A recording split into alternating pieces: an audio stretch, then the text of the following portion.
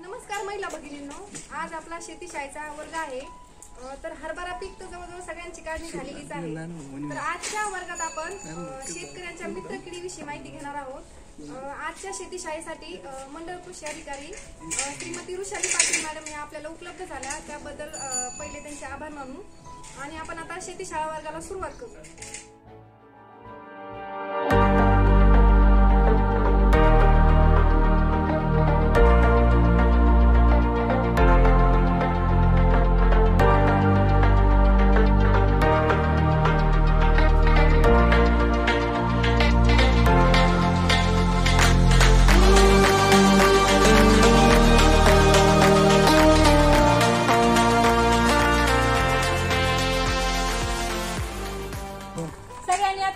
आता हे पोस्टर मधमाशीचं आपल्यासाठी काय फायदा आहे मॅडम तुम्हाला सांगतील. सगळ्यांनी मधमाशी बघितलीच असेल आणि मध पण खाल्ला असेल, तर त्याचं काय महत्व आहे तर मी आज तुम्हाला सांगते की मधमाशी कशा कशासाठी उपयोगी आहे. तर आपल्या जे सगळी पिकं, आता शेतकऱ्याचा तर मित्रच येतो, म्हणजे सगळ्या पिकाचं जे परागी भवन असतं की त्याच्यामुळे पुढचं फुलाचं फळात रूपांतर, फळाचा बिया बनणं किंवा हे सायकल जे आहे ना सगळं ते मेंटेन करण्याचं काम फक्त ही एवढीशी माशी करते. म्हणजे ती जर नसेल तर आज कितीतरी शेतकऱ्याचं नुकसान झालं असतं. म्हणजे तिला जगवणं, ती कशी जास्तीत जास्त त्यांची संख्या वाढेल ह्याच्याकडे आपल्याला लक्ष दिलं पाहिजे. तर मग आता तुमची जी पिकं आहेत, आता डाळिंब असू द्या, तुमचा कांदा असू द्या, त्याचं पॉलिनेशन म्हणजे परागी भवन ते सगळं याच्यामुळे होतं आणि शेतकऱ्याच्या उत्पन्नात वाढ होते. तर जर नॅचरली म्हणजे निसर्गात त्या माशा जास्त नसतील तर तसे पोळे आपण विकत आणून तिथं ठेवायचे. दहीगाव केला भेंड्याला, म्हणजे अजून आपल्या मंडळामध्ये एक दोन असे आहेत की ते मधमाशांच्या पेठ्या देतात भाड्याने, काहीतरी एक नॉमिनल रेट आहे त्याचा. जर ते कमी असेल असं आपल्याला वाटलं तर मग तिथं परागी भवन बागेमध्ये कुठंतरी त्या पेठ्या आणून ठेवायच्या. ज्यांची बाग असेल त्यांनी लक्षात ठेवा. आणि मधमाशीचं असं महत्व अनन्यसाधारण असं आहे की आपलं जे उत्पादन म्हणजे शेतकऱ्याला 4 पैसे मिळले पाहिजे, त्याचं उत्पादन वाढलं पाहिजे. तर एवढीशी छोटीशी माशी एवढं जर योगदान देत असेल तर तुम्ही तिला तुमच्या शेतात आणा, त्या पोळे आणि ते काही पेठ्या घ्या आणि त्यांची संख्या वाढवा. त्याच्यामुळे नक्कीच परागी भवन वाढेल आणि तुमच्या उत्पन्नात वाढ होईल. तुम्ही रासायनिक जे फवारे घेता, आता तुमच्याकडे बऱ्यापैकी लोकांकडे डाळिंब आहे, तर रासायनिक फवारे घेता त्याच्यामुळे मधमाशी येत नाही आणि मधमाशी आली नाही तर डाळिंबाच्या फुलाचं फळात रूपांतर होणार नाही. म्हणजे मधमाशीचं इतकं महत्व आहे की हळूहळू वनस्पती नष्ट होत जाणार आहे. म्हणजे कालांतराने आपलं भविष्य सुद्धा धोक्यात आहे. सेंद्रियकडे वाटचाल असली पाहिजे आपली. म्हणजे रासायनिकचा इतका वापर वाढलाय, म्हणजे मान्य आहे की काही म्हणजे कीटक एवढे वाढलेत की त्याला लवकरात लवकर कंट्रोल करायचं असेल तर शेवटचा पर्याय म्हणून शेतकरी रासायनिक फवारणी करतो. पण ह्या ज्या मित्रकिडे आहेत त्यांचं जगणं पण आपल्या जगणं इतपत इम्पॉर्टंट आहे, कारण पुढच्या पिढीला आपण काय देणार आहे. आज जर एवढं रासायनिकचा वापर करत राहिलो तर ही अशी दर्जा बिघडलेली जमीन, अशी कस नसलेली, आता म्हणतात ना जुने माणसं का टिकले आणि आपली क्षमता का कमी झाली. आज ह्या आजीत जेवढी ताकद आहे तेवढे आपण जगू शकू का, वाटतंय का? ते कशामुळं? तर हे आपल्याकडे नाहीये, ह्याचं आपण जतन केलं पाहिजे.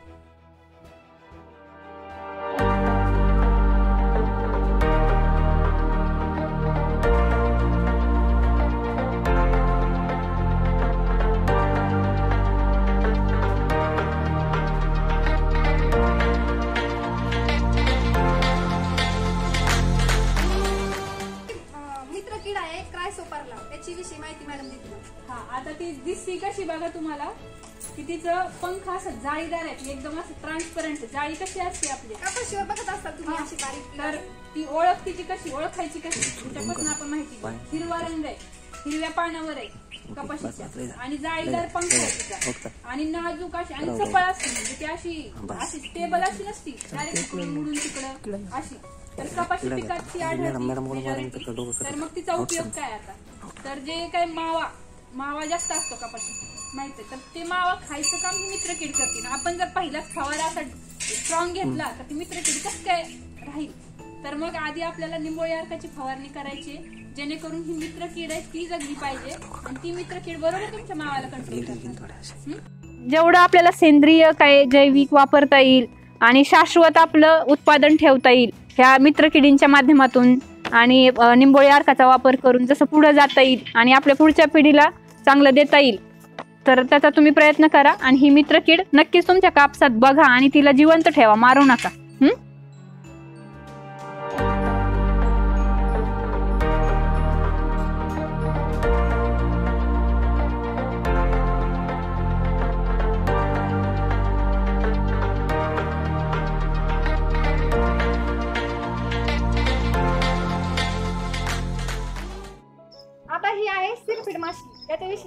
आता मॅडम तर आता ती सिरफीड माशी ही मधमाशी सारखी दिसती, पण पाठीवर असे पट्टे असतात. मधमाशीपेक्षा वेगळं काय तर ते पट्टे असतात, त्याच्यावरून ती ओळखायची. तर मग हिचं ठिकाण कुठे आहे असण्याचं, तर जिथं मावाची अंडी असतील जास्तीत जास्त, मावा जिथं जास्त होईल ना तिथं ही बरोबर येते. म्हणजे जिथं मावा जास्त तिथं ती नक्कीच असणार. तर ही पांढरी अंडी देते तिथं बरं का. हिची पांढरी अंडी असतात. आपल्याला वाटेल की ही अंडी कशाचं आहे, काय हीच कीड आहे की काय, पण नाही, तिची अंडी हे चांगली असतात. तर ती 60 पर्यंत मावा खाते. म्हणजे एक ही म्हणजे 60 पर्यंत मावा कंट्रोल करते. हा, तर मग परत ते अंडी जी पांढरट असतात तिची 8 ते 10 दिवसात ते अंडीपासून त्याचे कोश म्हणजे हिरवी आळी तयार होते त्यानंतर, आणि 8 ते 10 दिवसात कोश अवस्थेत जातं आणि परत ही माशी बनते. आणि म्हणजे हे 10-1 दिवसामध्ये कंट्रोल करून टाकते पूर्णपणे ते माव्याला. म्हणजे 60 ते 70 मावा जर एवढं 10 दिवसात कंट्रोल होत असेल तर आपला फवारा तर एवढ्या स्पीडनं काम करतो का. खाद्य काय, तर ही परागी भवनावर पण जगते. ही फुलातलं जो मध आहे, पराग आहे, मध आणि परागकण ह्याच्यावरती जगते. म्हणजे असं नाही की तिला लय काय लागतं. तिची उपजीविका बरोबर त्या अंड्यांवरती मावा खाऊन आणि ते परागी भवनाने तिची उपजीविका ती करते. तर तिला आपल्याला फक्त आपल्या पिकावर जतन करायचंय. जास्त स्ट्रॉंग स्प्रे घ्यायचं नाही, हे माझं परत सांगणं असेल. फक्त तिला ओळखा.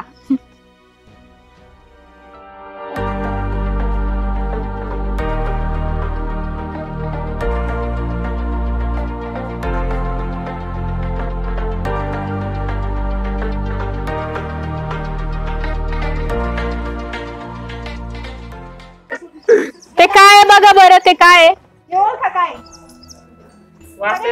गांडूळ आहे. गांडूळ माहित आहे का सगळ्यांना? गांडूळ बघितलंय का? काय कुणाला उपयोग माहित आहे का त्याचा? काय आहे? हा बरोबर. हा तर हा शेतकऱ्याचा मित्र असं म्हणलं जातं. म्हणजे एकदम प्रामाणिकपणे हा काम करतो. म्हणजे काहीच शेतकरी त्याला डिस्टर्ब करत नाही, हा शेतकऱ्याला डिस्टर्ब करत नाही. मुळापाशी जमीन भुसभुशीत करतो, दिवसभर माती खात राहतो आणि त्याच्या विष्ठेतनं खत म्हणून ती माती बाहेर येते. म्हणजे काहीच द्यायची गरज नाही. पालापाचोळा, काय घरातलं साहित्य, उकरंडा ह्याच्यावरती जरी ते सोडले, म्हणजे गांडूळ खत नाडेप म्हणून युनिट आहे आपल्याकडं, योजनेतनंही त्याचा लाभ आहे. आणि ते म्हणजे जे खातं त्याची विष्ठा बाहेर पडते, ह्यातूनच खत निर्मिती होते. म्हणजे निरंतर ह्याचं काम चालू असतं. जमीन भुसभुशीत करायची, मुळांना जास्तीत जास्त हवा मातीत कशी खेळली जाईल ह्याचं तर म्हणजे त्याचं काम तेच आहे की जमीन भुसभुशीत करणं. आणि म्हणूनच तो त्याचं पूर्णपणे त्याच्या लाईफ सायकल मध्ये एवढंच काम करतो. आणि तो स्रवतो, एक द्रव पदार्थ त्याच्या लाळेतून स्रवतो. त्याला व्हर्मी वॉश म्हणून पण एक स्प्रे आपण कसा घेतो, टॉनिकचा स्प्रे कसा घेतो, तसा एक स्प्रे ह्याच्या लाळेचा जर झाला त्याला व्हर्मी वॉश म्हणतात. तर त्याचा स्प्रे जर पिकावर घेतला तर टॉनिक सारखं म्हणून त्याचा उपयोग केला जातो. तर असा हा त्याची विष्ठा, लाळ ह्या सगळ्या गोष्टी आपल्याला इम्पॉर्टंट आहेत. तर म्हणूनच ह्याला आपला शेतकऱ्याचा मित्र असे म्हणतात. तर त्याचा जास्तीत जास्त त्या खताचा वापर कसा करता येईल शेतीत, असा तुम्ही प्रयत्न करावा. आणि कृषी विभागाकडून मदरा योजनेतून गांडूळ नाडेप युनिट आहेत आपल्याला. म्हणजे तुम्ही हे जे खत रासायनिक आता किमतीत वाढले त्याच्यावर खर्च करण्यापेक्षा हे युनिट घ्या, त्याच्यात तुम्ही गांडूळ खत तयार करा आणि ते शेतीला वापरा. ते सगळ्यात बेस्ट आहे आपल्या रासायनिक खतापेक्षा. त्याच्यावर तुम्हाला सबसिडी देते आणि सरकार, म्हणजे तुमचा फायदा तर दोन्हीकडून आहे.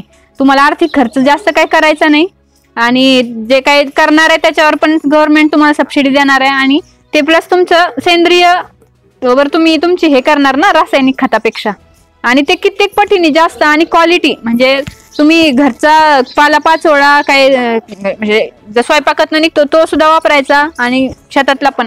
म्हणजे एकंदरीत एक व्हॅल्युएबल खत मिळतं आपल्याला आणि ते पण फ्री.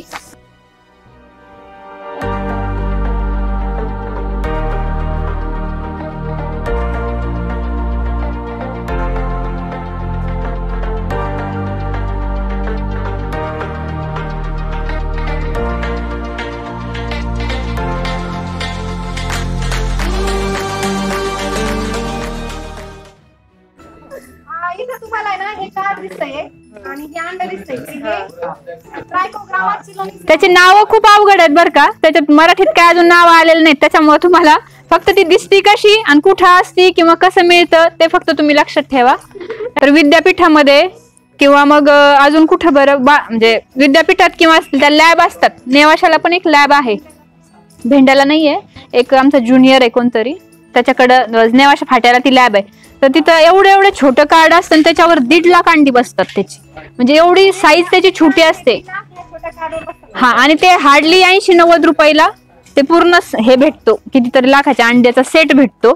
तर त्या अंड्याचा वापर काय, आता हे एवढं महत्वाचं का आहे, तर ते अंड्याचा असा वापर आहे की आपलं जी कपाशी आहे, कपाशीचं गुलाबी बोंडअळीचा किती प्रादुर्भाव मागे झाला होता माहित आहे का तुम्हाला? तर हा, तर त्याचा वापर ह्या अंड्याचा कसा करायचा, तर ते कार्ड आहे ना, त्या पान आहे ना, पान कपाशीचं, त्याच्या खालच्या साईडनं स्टेपलरने पिन कशी मारतो आपण, तर मागच्या साईडला ते कार्ड तसं स्टेबल करून द्यायचं. आणि त्यातनं मग जे बाहेर निघल ते कपाशीच्या बोंडअळी जी असते ना, गुलाबी बोंडअळी, त्याच्या अंड्यामध्ये हे अंडी घालतो परत जाऊन. ह्याच्यातून बाहेर पडणारा जो कीटक असणार आहे तो कपाशीच्या अंड्यामध्ये, म्हणजे तिथं दिसायला लागलं की तशी अंडी सापडतायत बाबा. आता जे सुरुवातीचा गुलाबी बोंडअळीचा प्रादुर्भाव व्हायला लागला की तिला कळतं, ती त्याच्या अंड्यामध्ये अंडी घालतं आणि ती अंडी नष्ट होतात आणि ती गुलाबी बोंडअळी त्या अंडी स्टेजलाच नष्ट होऊन जाते. आणि अशा प्रकारे मग एक वाढलं की 10 होतात, ते एक पण वाढू देत नाही. ह्याचा जर वापर सुरुवातीलाच केला प्लॉट मध्ये कंट्रोल होतो. म्हणजे हे 70-80 रुपये खर्च करणं सोपं की पुढे मागे तेवढे फवारे घेऊन नाही ती बोंडअळी कंट्रोल येत नाही. एकदा वाढली ना मग उपयोग नाही. त्यापेक्षा जे प्रतिबंधात्मक कोरोनाचं व्हॅक्सिनेशन कसं घेतो हे करून टाकायचं, परत काळजीच करायची नाही फवाऱ्याची आणि पैशाची. तर हे तुम्ही सगळ्यांनी वापरा आणि त्याचा खरंच किती फायदा आहे तुमच्या लक्षात. म्हणजे एकदा तुम्ही सगळ्यांनी ठरवून जर हे सगळं वापरलं ना, तुमच्या फवाऱ्यांचा तुम्ही त्याच्यात कितीतरी पैसे वाचवू शकतो. म्हणजे सरकारकडनं कुठल्या ह्याचं भरपाईची ह्याची वाट बघण्यापेक्षा आपणच आपल्या ह्याचं जबाबदारी घ्यायची आणि शिल्पकार व्हायचं.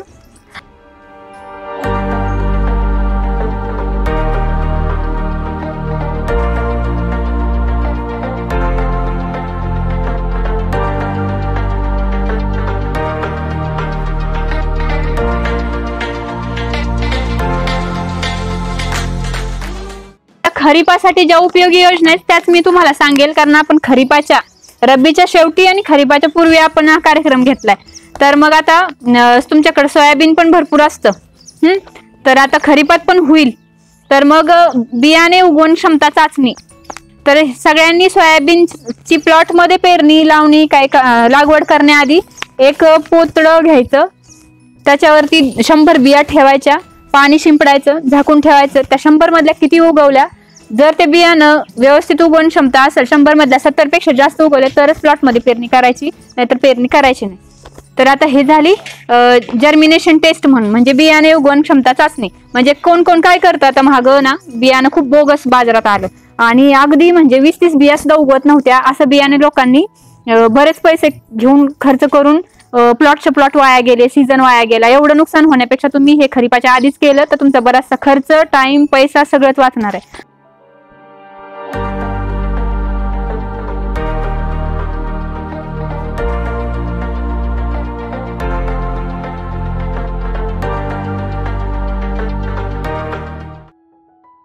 तुमच्या गावात 38 गुंठ्यात 105 टन एवढे ज्यांनी घेतलेलं आहे, तर त्यांनी 5च ठेवून घेतलेले आहे. मग ते तुम्हाला त्याचं महत्व सांगितलं. ऊस गेल्यानंतर 5 गट जाळल्या नाही, त्यामध्ये कुट्टी केली आणि त्याच्यामुळे त्याचा खत म्हणून पण वापर होतो आणि खुरपणीचा खर्च पण वाचतो. आता हे तुम्ही प्रत्यक्ष अनुभवलंय. म्हणजे 15-20 वर्षापासून अनुभवलेलं आहे. म्हणजे उन्हाळ्यातलं 2-3 पाणी वाचतात, एखाद्याकडे पाणी नसतं. म्हणजे आमच्या भागात तर पाणी नाही, आम्ही सरस पाचत ठेवतो कारण पाणी वाचतं, खुरपणीचा खर्च वाचतो, परत रोग कीड ते आच्छादला असल्यामुळे तेवढं म्हणजे गवत यायला वावच नाही, एखादी खुरपणी वाचते. म्हणजे तुम्ही करत राहिला तर त्याचा उपयोग तुम्हाला समजणार आहे. तर तुम्ही ते करा. आणि काय तुम्हाला इथं भेंड्याची लॅब आहे, दहेगाव टीव्ही केला, डिकम्पोस्टिंग कल्चर सुद्धा मिळून जातं. तर तुम्ही सगळ्यांनी त्याचा वापर करून घ्या.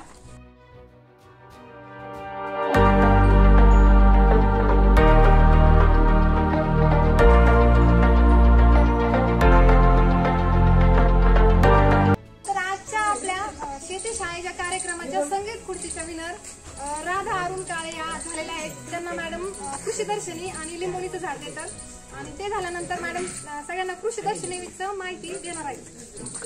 आणि महात्मा फुले कृषी विद्यापीठाची कृषी दर्शनी आहे.